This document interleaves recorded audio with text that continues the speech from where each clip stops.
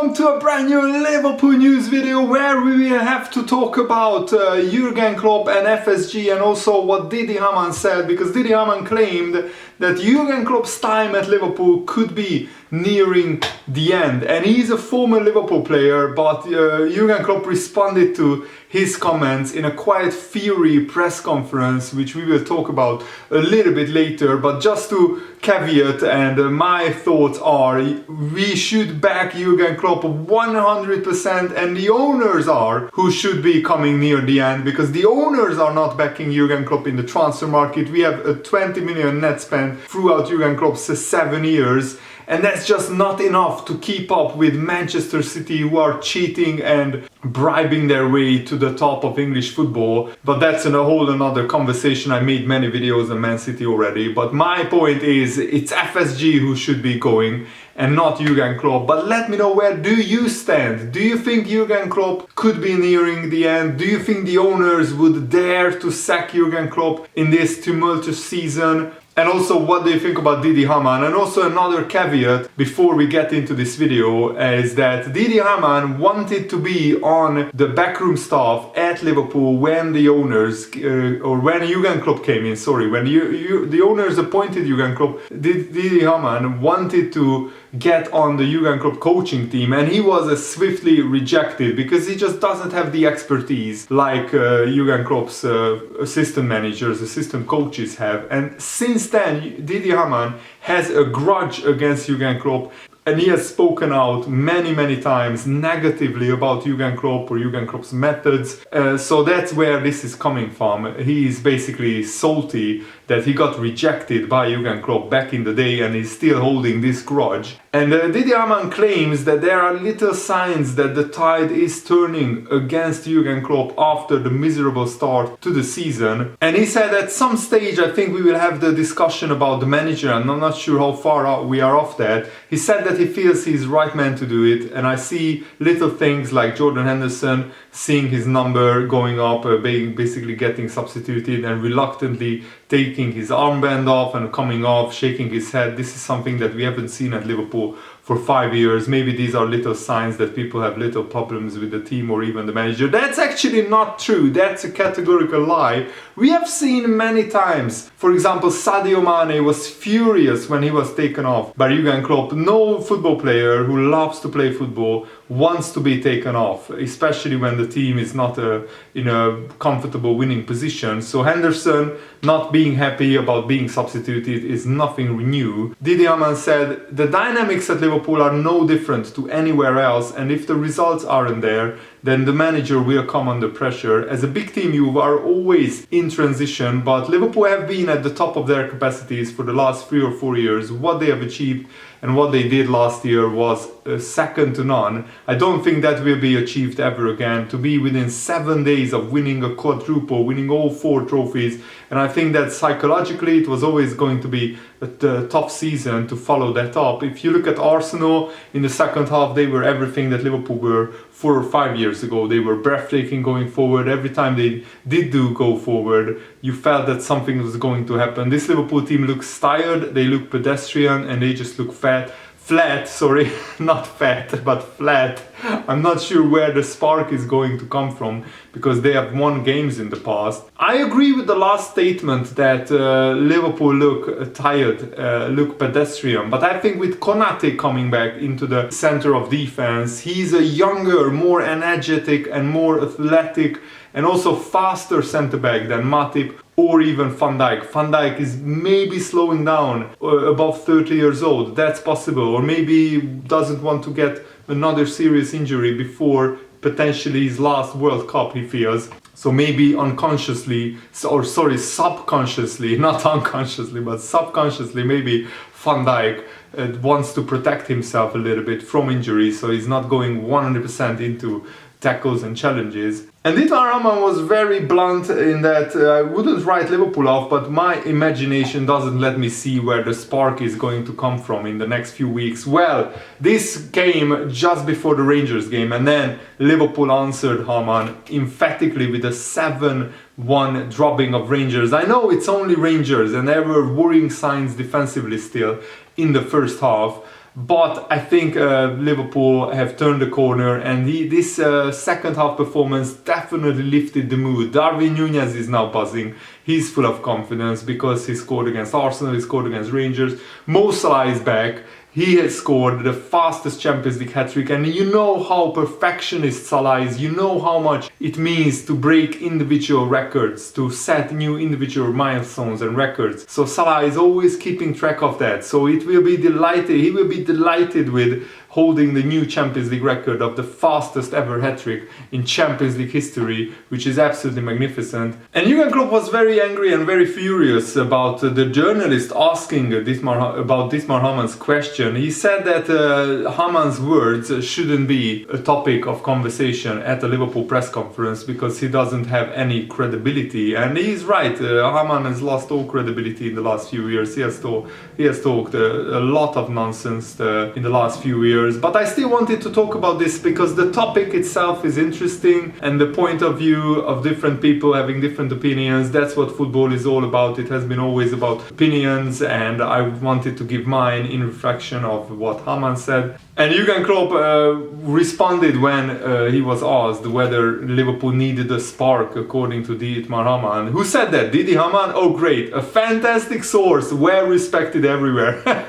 I love the sarcasm and irony in Jurgen Klopp's words. And Jurgen Klopp also added that being a former Liverpool player does not give you the right to say what you want, especially when you have no idea about what is going on behind the scenes. I actually think Didi Hamann does not deserve that you use his phrase to ask a question. Try to ask a question without using his words, without using the word spark. Jurgen Klopp challenged the journalist to ask a question without using the word spark, and then of course the journalist did that, and then Jurgen Klopp answered that we are working very, very hard on the training pitch and behind the scenes to put this season right. And there is still a very, very long season to go. So Liverpool can still achieve all their targets, apart from maybe winning the Premier League title. I think that one is out of reach, but we can still have a successful season. If we win the FA Cup or the Champions League and we finish in the top 4, I would consider this season a successful season.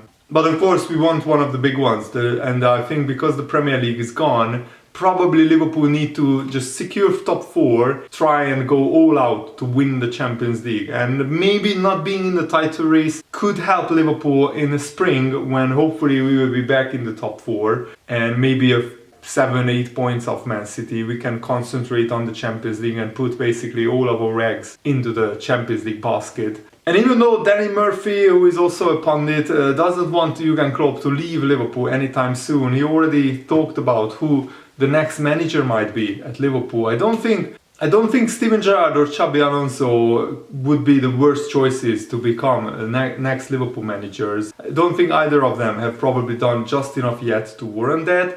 But in 4 years, when Jurgen Klopp's contract expires, who knows? I don't think there is a Liverpool fan on the planet that would be even thinking about a possible change with Jurgen Klopp. I don't see that at all. Well, I've seen that, just to interject here, I've seen that a lot on Twitter, on social media networks, even in my YouTube comments of my YouTube videos, which I'm forever grateful for, that you guys are watching these videos and liking these videos and subscribing. But some of you guys actually wanted Jurgen Klopp out after the Arsenal game, and I don't necessarily agree with that, but I kind of understand your frustrations, where it's coming from, because we Liverpool fans had such a higher expectation of this season than what it is turning into, and probably you thought Jurgen Klopp is to blame, but there is no manager in world football who could do a better job at the moment at Liverpool. I don't believe there is a manager who would be suited more to manage Liverpool and to get Liverpool out of this mess than Jurgen Klopp.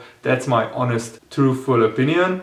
And Danny Murphy said, I think it's a big couple of seasons for Steven Gerrard and Aston Villa to show how good he is, implement his style. It's been a little bit up and down for him. He would probably be the first to say that. So we'll have to wait and see. And also Xabi Alonso just taken over Bayer Leverkusen. They started off with a brilliant, I think, 3 or 4-0 win in the Bundesliga, but then he got smashed 3-0 at home against Porto, where Leverkusen missed a penalty. Leverkusen missed 2 penalties in 2 games against Porto, and they lost 5-0 on aggregate. That's not good enough. But Xabi Alonso will get time, and hopefully he can turn Bayer Leverkusen around. And I will watch the Bundesliga games to see how Leverkusen plays. But they play very exciting attacking football under Xabi Alonso, from what I can tell already. And it's a hard one to anticipate, Danny Murphy said, how Xabi Alonso's managerial career will evolve, because he has been manager of the Real Sociedad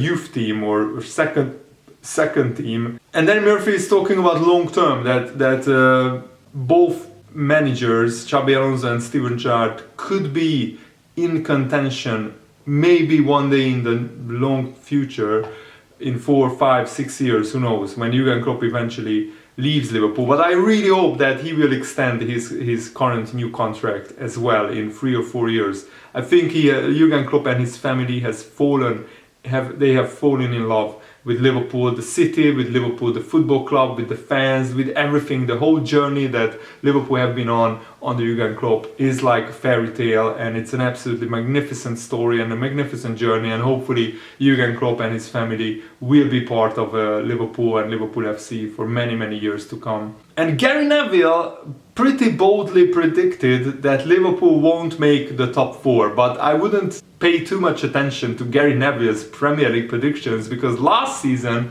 Gary Neville predicted Man United to finish ahead of Liverpool and for Liverpool to finish like 3rd or 4th.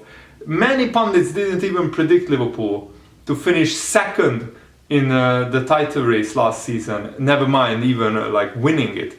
I think, and that says a lot how much pundits know about how good Liverpool have been, because they had an average season 2 seasons ago because of so many injuries. Nobody predicted Liverpool to be even in the top 2 in the Premier League, and there was nobody, absolutely nobody, who could come close to Man City. And I will be very interested to see whether Arsenal or Chelsea or Tottenham or any club can keep up with Manchester City, because only Liverpool, since Pep Guardiola came into the Premier League, only Liverpool, since they built this juggernaut Man City side with Pep Guardiola, only Liverpool were the team who could be involved in a proper title race alongside Manchester City. No other team were in the title race with Man City. And Gary Neville said that physical depression has cost Liverpool in their poor start to the season, and also the emotion of last season has caught up with them. He said that maybe the heartbreaking Gundogan goal